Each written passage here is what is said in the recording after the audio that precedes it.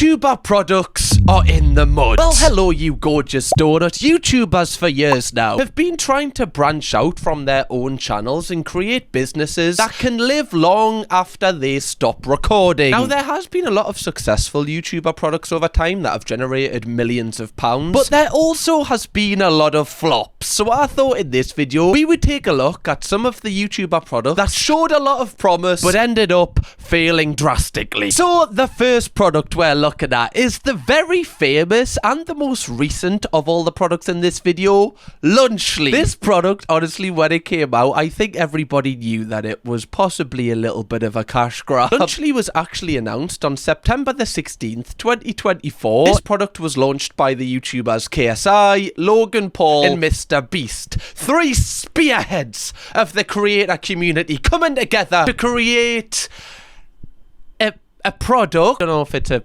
great product. Lunchly was basically a pre-packed lunch kit, a lot like the Lunchables product that I believe Heinz own. Their aim, I believe, was trying to get into like kids as packed lunch boxes. That sounds terrible out of context. Yeah, honestly, I just spend my day just stealing kids' packed lunch boxes. It's becoming quite the issue. There was many different flavors to it as well. They've got the pizza, the Fiesta Nachos, turkey stackums, and barbecue chicken dippers. Oh!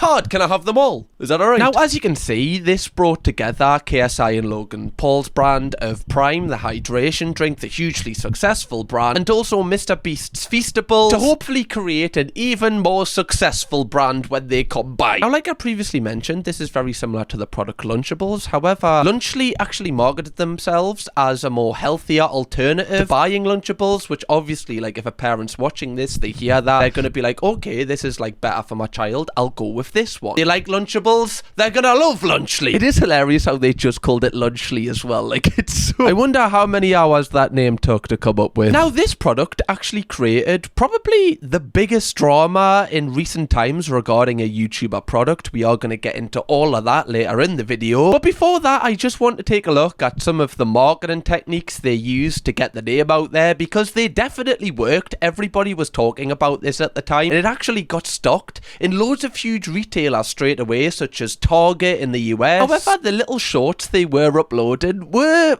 kind of odd. Versus Lunchables. With Lunchly, you get double the amount of liquid. Prime has no sugar added, more electrolytes, and more B vitamins. Crunch Bar. Whoa. Feastables Crunch Yeah!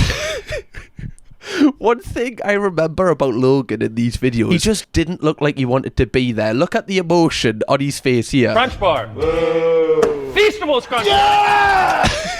It does give me vibes of, remember Marina Joyce, where people thought, you know, she was being interrogated behind the camera, like forced to do videos. It does give those vibes a little bit. And I can see from his perspective, like, clearly this is not a product that he would use, so it's, I guess it's hard to put your heart and soul into it. But you're still putting your name to it, so you have to prove to your audience that you actually like the product, which these videos kind of didn't really achieve, in my opinion. Our pizza uses real cheese. Theirs, as it says on their box, is mozzarella pasteurized prepared cheese product. They can't even call it real cheese. Ooh. Now, later in this video, we are going to see how, you know, them using real cheese actually came back to bite them. 30 less calories, 3 less grams of fat, and 8 less grams of sugar. Turkey stack 'em. 310 calories. 230 calories. 21 grams of sugar. Only 7 grams. Look at KSI's face, man. This is how I stand in, like, the family photo where your mom's already took like 4 photos and you just want to sit down. She's like, no, another one with the filters on. Just one more, you look so handsome, son. If you look at this close up, you can already tell which one has better ingredients. I don't know if I can. Maybe I'm the issue here. Start off with the Lunchables. Bro, I'm sorry, that's trash. All right, now we're trying Lunchly. Come on. We're not biased at all, but ours is way better. Fiesta Nachos. 22 grams of sugar. 10 grams of sugar. 7 grams of protein. 9 grams of protein. Come in close and look at the queso cheese in Lunchly versus whatever that is. Drip versus stick. I like my cheese drippy, bruh. This is a Lunchly salsa right here. Look at the consistency, the texture. And this is Lunch. Oh, Okay, we've got Marco P.A. White in front of us right now. Look at the texture, look at the consistency. Oh my god, the presentation is so key right here. The density of this salsa, honestly, I swear we're never going to see anything like this again. Pass me the Michelin star, son. I feel like I'm watching The Bear on Disney right now. I was also really surprised at this time, like I'm not too clued up on, you know, product law and stuff like that within, you know, competition. Even though they're promoting their own product, it's equally, like, aggressively trying to take down Lunchables in the process as well. They very clearly wanted to take all of the market share themselves. They weren't interested in sharing any of the market.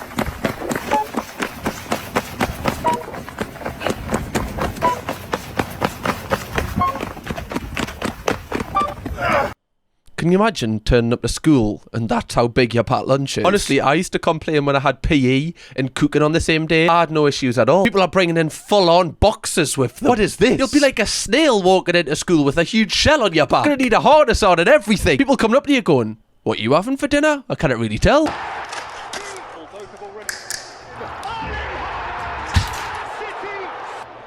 is practical. Yeah, super. That is pretty funny. I always remember Logan Paul using the birth of his child also to promote Lunchly. Yeah, I knew this. You see here, like, obviously his wife has just given birth and he's promoting Lunchly. I know I've just had a baby and everything, but I like my cheese drippy, bro. Honestly, like, I think people on LinkedIn would eat this shit up. They'd be like, yeah, honestly, the grind never stops. Yeah, your wife is going through a bit of pain, but not the pain I'm missing out on all these sales. Oh. It was very clear that this product had a huge budget. I'm unsure if it was from the creators themselves or if they got huge investment because of how successful Prime and Feastables was. Obviously, it shows to investors, like, look, we can build a product successfully. Do you want to invest in this product early doors and you'll make a lot of money? They were building full-on sets just for show.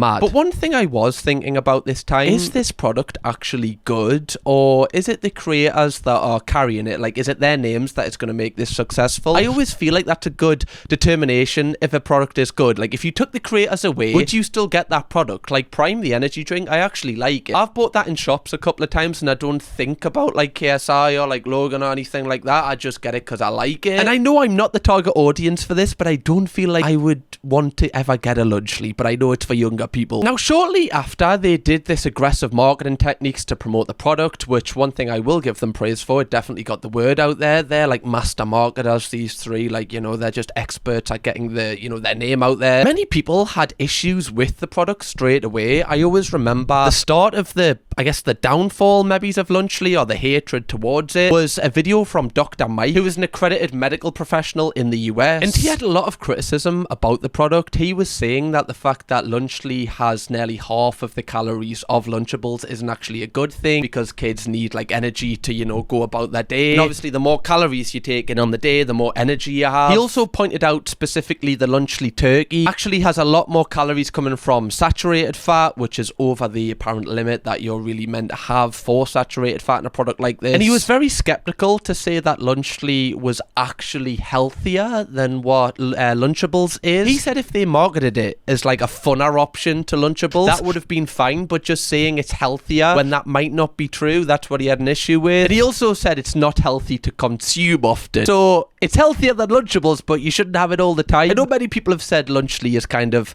a snack rather than the actual meal, and I feel like that's what it probably is more treated as now that it's out. So this got a lot of people kind of thinking badly about Lunchly, but what took it to the next level was when people actually started buying the product to review it and they found mold in it.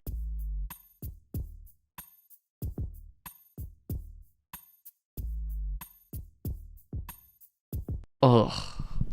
I like my cheese moldy, bro. Yeah, that's rough. That's rough. Apparently, a lot of these products as well were meant to be like in date when they had mold on. We do see a response from Mr. Beast in a couple of videos time, which kind of, you know, sums up why this might have happened. But it isn't a good look, basically. Especially when these are getting like 1 million likes per video. Like, you know, there was definitely a shift in feeling towards this product at this time. People are saying as they find more mold in Lunchlys. And I know what you're gonna say, they use real cheese. Well, maybe there's a reason that Lunchables doesn't. And that is probably, you know, a big reason why there is mold. That's why I said when Mr. Beast bragged about using real cheese. That's all well and good, but there's obviously a reason why Lunchables don't do that. It's a nice idea to use the actual real cheese, but anybody knows once cheese is open to the air for like a little while, it starts to mold even before the expiry date. I remember at the time Rosanna Pansino, who's like a huge creator around food, I believe, on YouTube, she was like gunning for Mr. Beast. I think she'd been in like one of his videos and she wasn't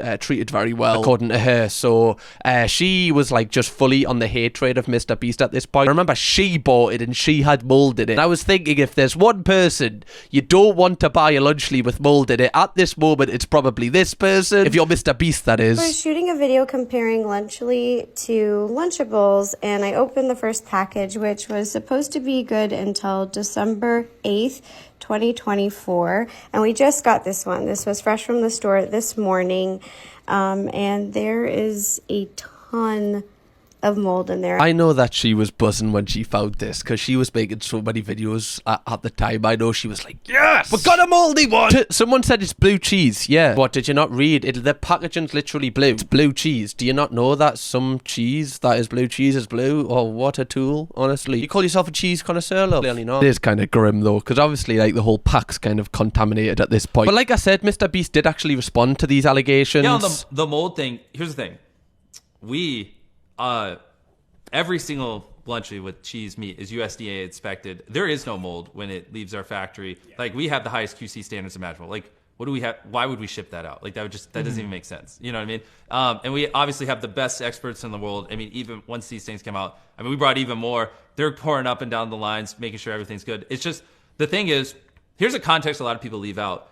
Look at, I don't want to name specific brands but take a specific brand that comes into your mind when you think of something like Lunchly, something that's very similar, specific brand, I don't know, other brands, competitors, and Google their name and put the word mold behind it. You'll see thousands upon thousands of examples. And that, I think, is a key context a lot of people leave out in this, because they're acting like this is just the thing with us. Once it leaves your factory, you know, a truck that's delivering it could technically take a sharp turn and a box fall and puncture the seal. And I get that, like, you know, he's right in what he's saying there, but also there's not really any accountability getting taken here. You're acting like, oh, these things just happen, and that's fine, but when it's the first batch and, you know, it's all rolling out, and people who don't even know each other from different parts of the country are all having, you know, well, not all, but a lot of people are having the same issue, that there's mold in it, surely you have to be like, look, we kind of up somewhere, we're working on it. But I do believe that obviously they wouldn't ship it out if it had mold, and it's just clearly an issue when it leaves the place. So at this point, Lunchly just has like a lot of negative press around it. I also remember a huge creator by the name of Dan TDM actually called out them three for making this product when all of the stories and everything were coming out about it. What happened to YouTubers, man? I can't not say anything anymore. This is selling stuff for the sake of making money. Simple. How does this benefit their fans? This is selling crap to kids who don't know any better than to trust the people who are selling it to them.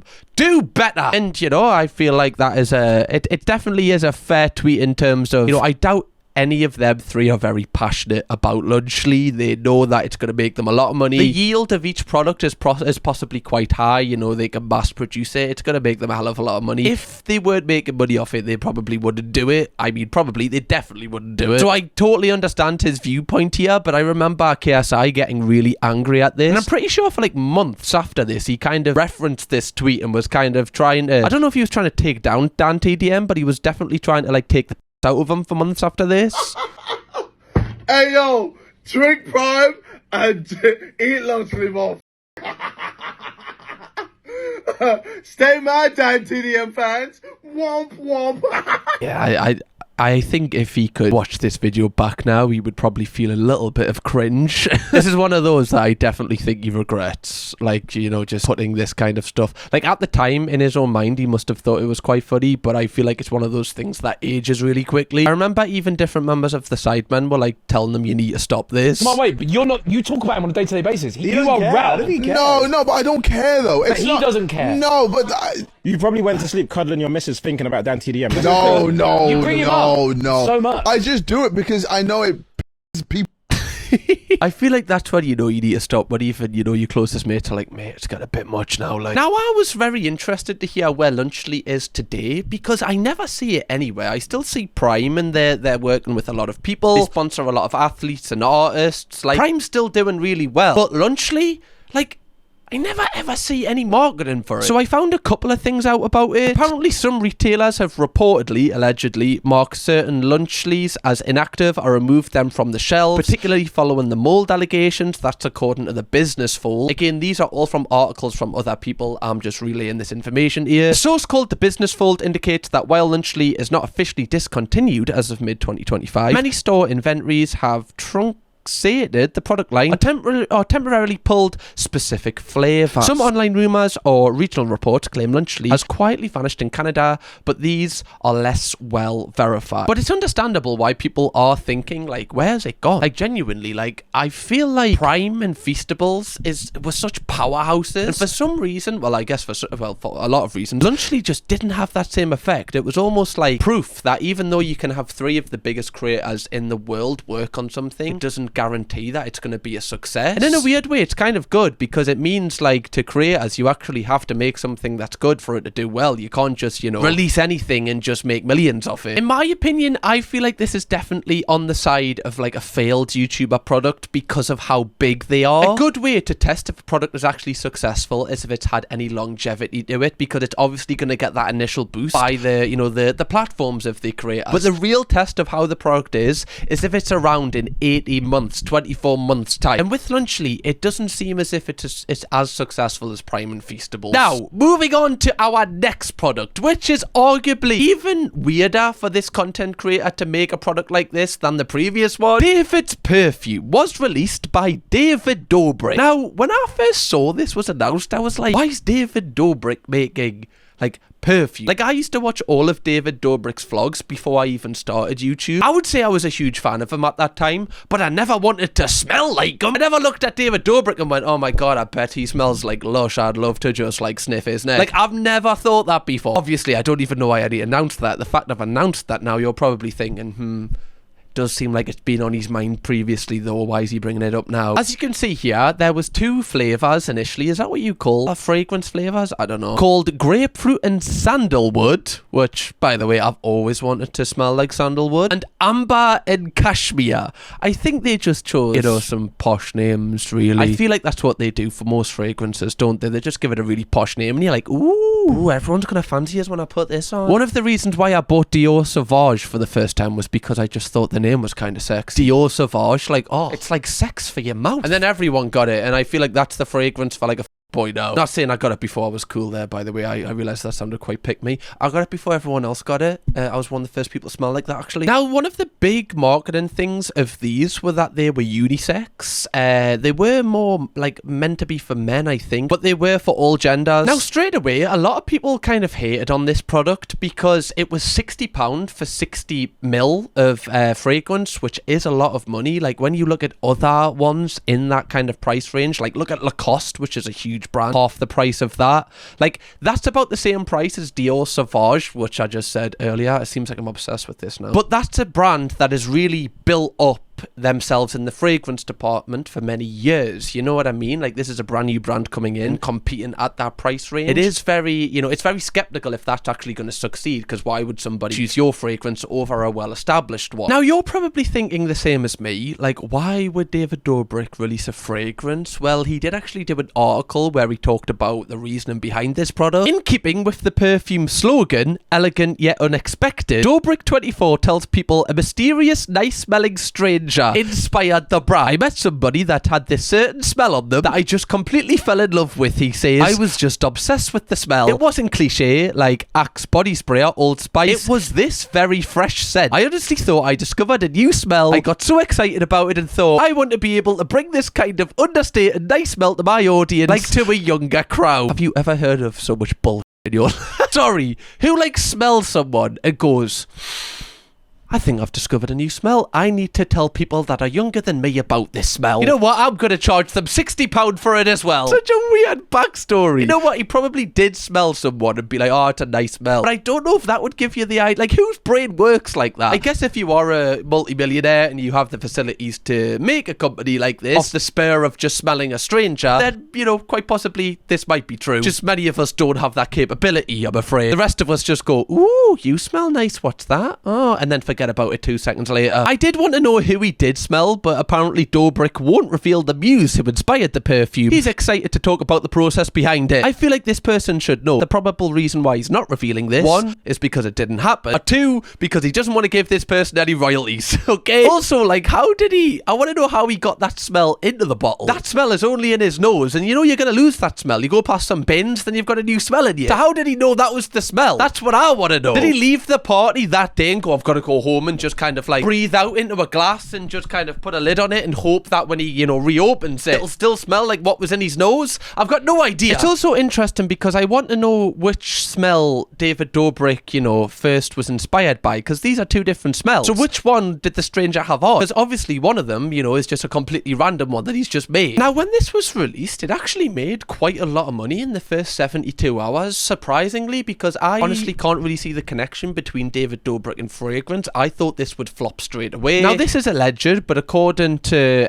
people that did cart checks on Reddit, etc., apparently 4,300 units were sold across both variants after the launch window, leading to about $250,000 revenue in that 72-hour period. Now, that's a hell of a lot of money, especially for fragrance. I imagine, like, it costs absolutely nothing to make one bottle. Like, how much money you must make of fragrances is ridiculous. And again, that is something which is important to know with a lot of creator brands. Like, the amount of money you can make per product is so important for these people because they want to put in the least amount of money as possible and make the most. Like, they want the most yield for the product they're making. That's why you often see creators make drinks brands and you see creators make, you know, fragrances, because it probably costs less than £1 to make that and they can sell it for, like, you know, how much money. Also, the flower shop's founder, the people that were partnering with Dobrik on this product, described the sales as going really well and exceeding expectations at the time of launch. Now, at this point, I am more confident for the longevity of David's fragrance because it doesn't necessarily have to be tied to David Dobrik, and it is a fragrance. Like, it's just subjective. Like, people will like that. People who don't even know about David Dobrik will probably buy that. Compared to Lunchly, I feel like you have to know about them to want to buy it personally. I guess that's not entirely true for parents who might just see it and it might look cool, but just because of the negativity around it, I feel like a lot of parents would have heard about it. It's a lot harder to be negative about a fragrance because it literally is just opinion a lot of the time. The product reception of David's fragrance was surprisingly really good as well. All the reviews are like amazing. When I go on Amazon, it's got like 4.5 5-star reviews. So clearly that stranger must have smelt unbelievable. We need to know who they were. However, after the initial spark of success for this, it actually tanked a little bit. It didn't seem like many people were repeat purchasing this product. I haven't really saw it advertised that much, so I don't know how big the marketing budget was. I don't know if they've kind of went all out at the start and then haven't really gradually marketed it. It's so hard with a creator brand because the announcement's so big that nothing else can really match it if you really go hard at the start. A lot of people did complain about how expensive it was, which probably does hurt repeat purchases. Some people also said it was very strong, like it was almost like too strong, like too overpowering. I actually think that's better personally. I'd rather people smell it than not. But one thing that definitely did hurt the success of this brand and other brands tied to David is all of the drama that circulated around him. Very well-known drama around David Dobrik. There's quite a few things that happened,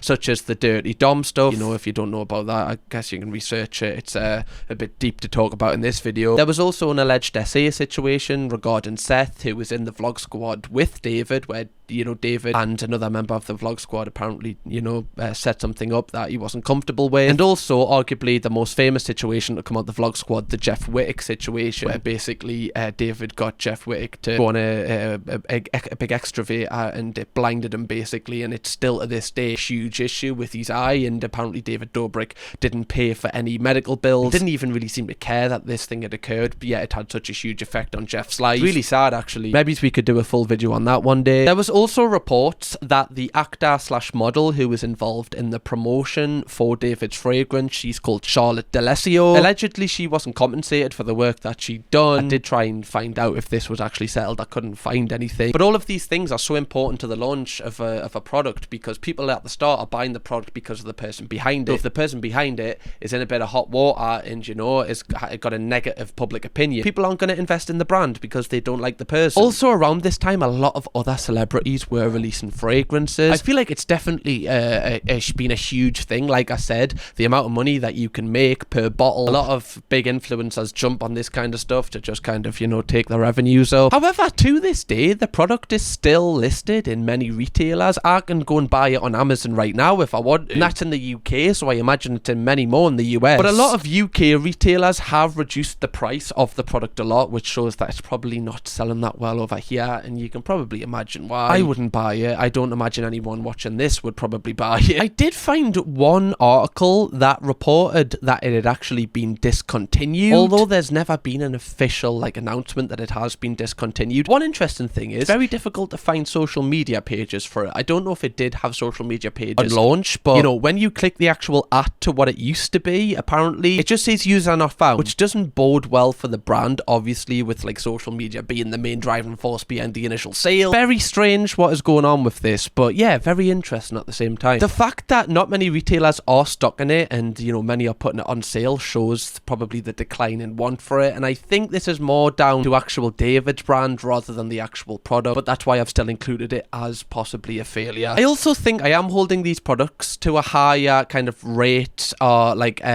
you know, foundation of success because they've got such a driving force behind them. If it was everyday people releasing these products, you would be like, oh my god, this is actually done really well. But it's the fact that the expectation is a lot higher when there's millions of people ready to buy it. That's why I'm judging these so harshly. I don't want people to watch this being like, Cam, it made £250,000 in the first 72 hours. You're calling that a failure? But yes, it's the longevity. Now, our final product is the oldest one out of the three, but maybe it's the most famous in the UK, possibly. The 12 Days of Christmas calendar by Zoella. Honestly, I actually think this is a kind of iconic. It's probably the biggest failure out of, you know, the three, but I think the most iconic, yeah, we'll give it that. So if you don't know what this is, it's exactly what it says on the tin. It's 12 Days of Christmas Advent Calendar by the hugely successful UK creator vlogger Zoella. She produced this calendar in collaboration with Boots, which is a big retailer in the UK for people that don't know about it. This is how it was described: exclusive treats from beautifully scented candles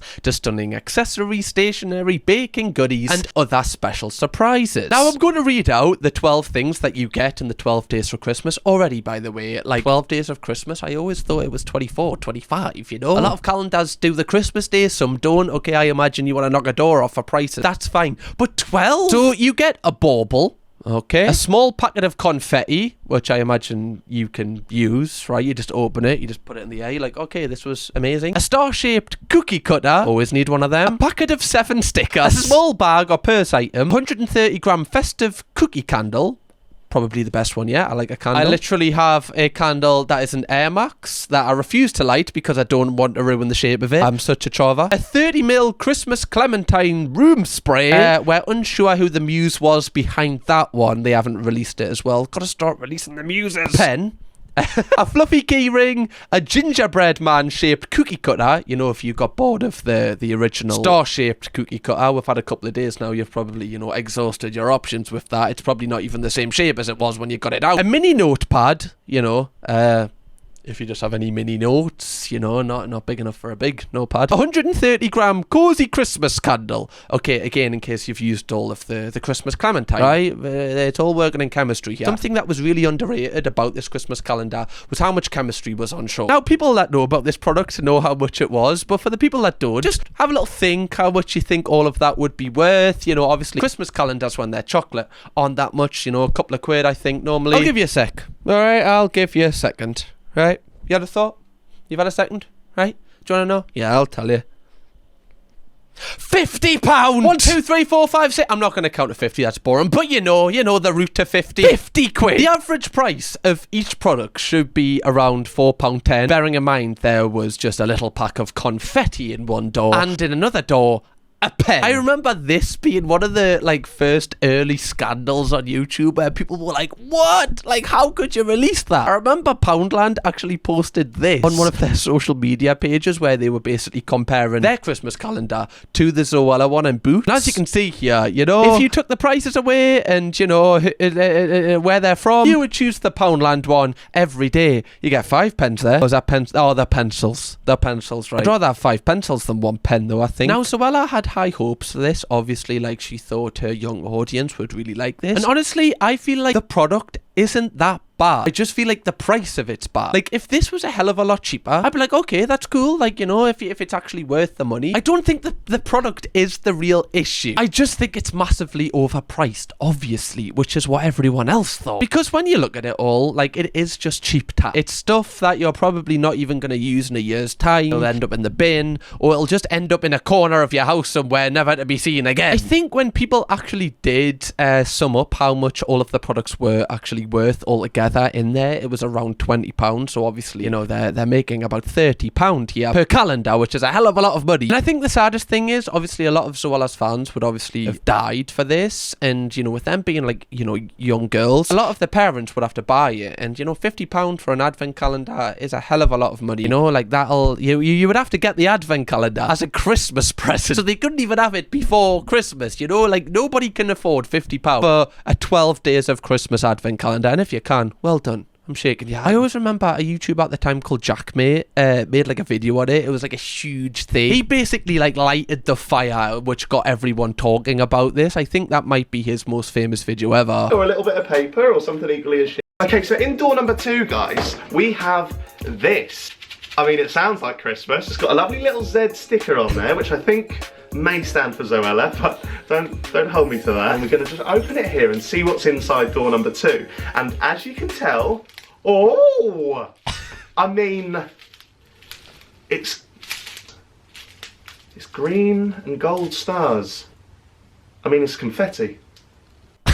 I wonder if, you know how people, like, every year I watch the Gavin and Stacey Christmas special. I wonder if people come back to this video with the family and just, like, watch it. Although he was very brutal in this, and rightly so, this was a great video at the time. I imagine Zoella didn't think so, though. You know, she probably doesn't think much of Jackmate. Now, you're probably wondering, like, what was the response from Zoella and Boots to this? Because I didn't actually know that any of this happened after it. I thought they just ignored it and just continued to sell it. But Boots actually quickly reacted to the public criticism. The retailer cut the price of the calendar from £50 to £25. It is hilarious how they were able to just cut the price by 50%. It just shows they were really trying to just make as much money as possible. The fact they can still make profit with it being 50% cheaper is just bad. It is bad. I know they're a company and they're going to want to make as much money, but they knew they were taking people's eyes out here. They thought they could hide behind, you know, everyone loving Zoella so no one would criticize her. Now, I know Zoella got a lot of hate for this, you know, but is it weird that I feel a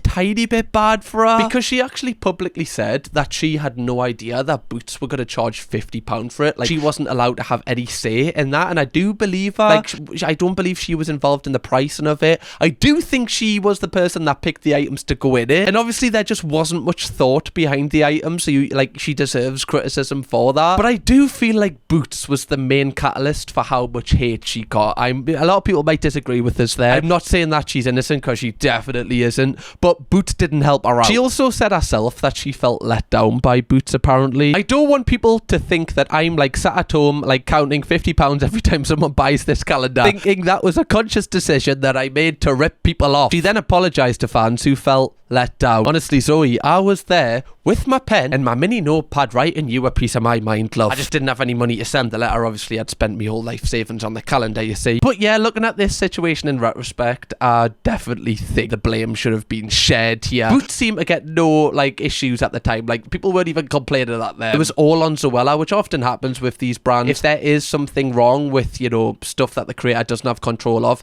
it always comes back to the creator because that's whose name's attached to it. The reason why I've put this last and arguably the most, the worst YouTuber product is because I feel like this has probably had the biggest impact on any of the creators. You know, the failure of David Dobrik's fragrance hasn't really affected him, really. The Lunchly thing vlogging hasn't affected any of them really. Like, they all have their own products, they're still doing really well, and Zoella is doing really well, better than ever right now vlogging. But people that aren't into her content, such as me, you know, like I just wouldn't watch a Zoella video. It's just, obviously I'm not the target audience for it. I always have that thought of Zoella in my mind, the calendar, because I used to watch Jackmate at the time, so my view of her is like, oh yeah, I remember when she done that calendar. Now, I don't think any negative thing of her now, like, she's in her own world doing her own thing, and, you know, I hope she's doing really well. But I always just have that in the back of my mind, so that's why I've put this last, because I feel like it's had a lasting impact on people who never were really into her videos. But again, I imagine she's moved on, she's happy, you know, like, you can only say sorry so many times. And like I've said, I feel like the blame should have been more shared in this situation. Like, I feel like Boots got off lightly. But yeah, donuts, let me know what you think of this video. Honestly, I absolutely love doing these videos. Like, we did a video where we saw where famous TikTokers are now. It's so interesting because I'm learning so much, and I also get to show you what I've, like, researched and learned. So let me know if you want more of these videos, and also what you would like what should we do the topic on next for, like, updates. Also, let me know other topics we should do this type of video for. And yeah, go and watch that TikToker video, by the way. We've also done a full series of memes. We've got so many of them for you to binge watch. That's your night sorted. I'll see you in the next one. Bye bye. Kirkham, baby.